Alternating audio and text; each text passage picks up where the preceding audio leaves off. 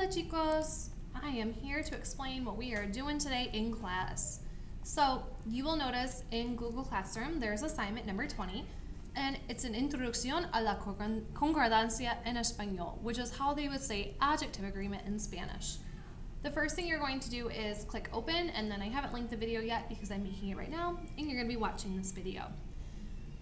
In this video I'm explaining the notes, I'm showing you what to do on Quizlet, and then also introducing a few more of the extension class assignments. The goal is really for you to finish as much as you can in class, maybe even complete the entire Learn category, because once you get the hang of it, it's very straightforward. Okay, let's take first a look at the notes. So on the notes, and you're gonna open up the Google Doc. I just printed it off so I could actually write on here for demonstration purposes. You are going to copy everything into section 3 exactly as you see it. And we're talking about number and gender agreement.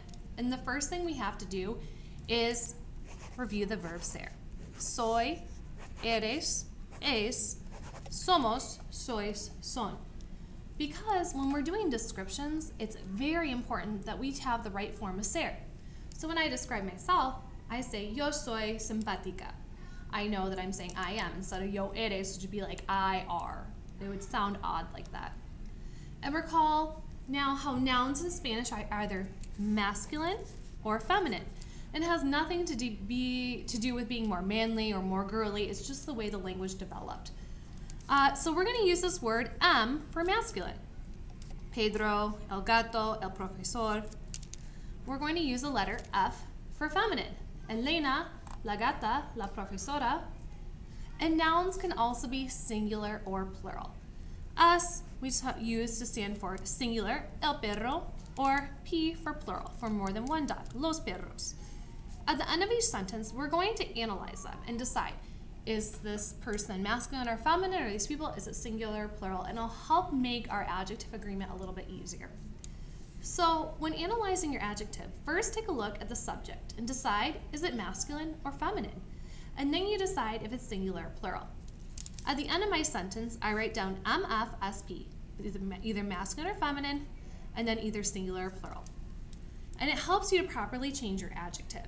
Some examples.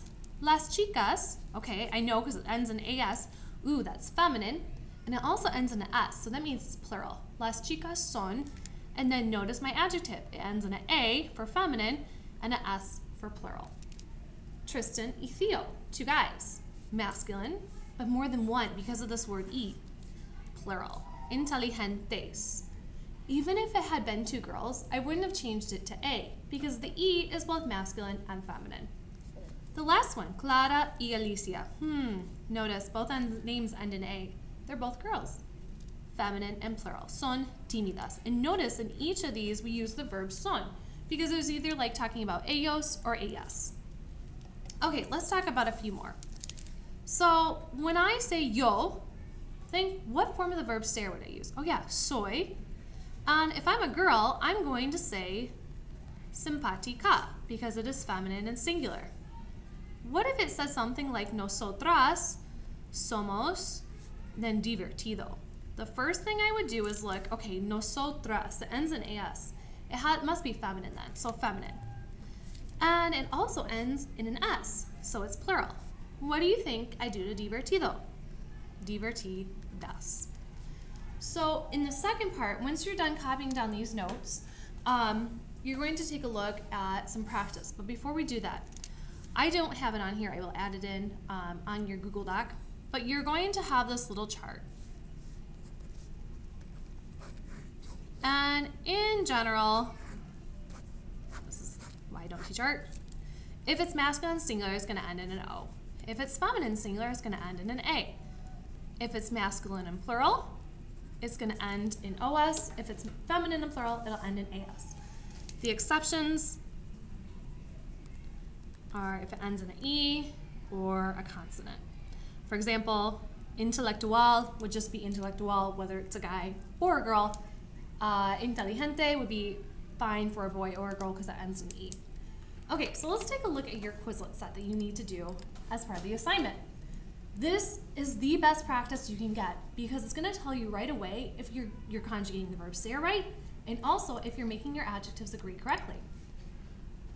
Because for us as English speakers, we don't have adjective agreement, so this is a little bit weird to wrap our name around. Once I click on this, the first thing I do, am I logged in? Because if I'm not, it's not going to save any of my progress.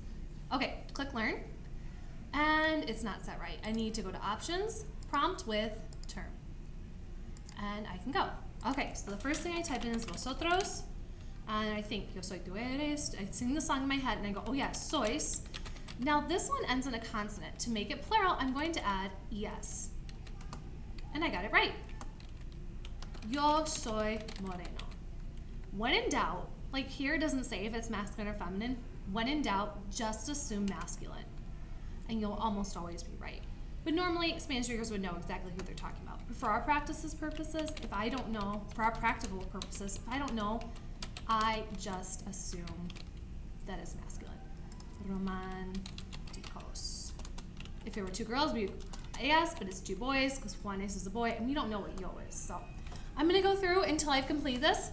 I take a screenshot with a Google Drive extension, and I can add it to this assignment, and then I am done. Once I finish, my homework is then to study for 15 minutes. On the extension class, I have several new things up there that would be of interest to you. The first of which is a very, very short one.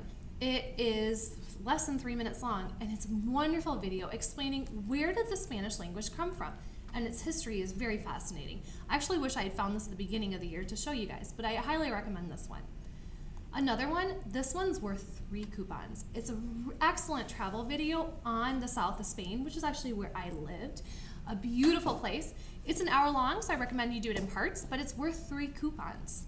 All you have to do is watch it and then tell me in a private comment the place you liked best from the video and why. This is another fun one. This is great because it's exactly what Chapter 2 works on as well. Cardinal numbers 0 to 100. And what I like about this one is I have to type in the numbers and get them correct in order to move on. And it tells me if I do it correctly or incorrectly. And then I screenshot because I need to get 85% or better. And it makes a little ding sound. And I take a screenshot. This is another great place to practice with adjective agreement. There's another practice quiz, and this does a little bit more than what we taught. So I would write, La rosa roja es muy bonita. What did I? Rosa singular, change the O to an A to make rojo feminine. Oh, so I rewrote the whole sentence, and all it wanted was roja. Pretty straightforward enough. Okay, so those are just a few options that you can look into for some extension things. If you have any questions, just leave a class comment to this assignment and see who answers. Thank you.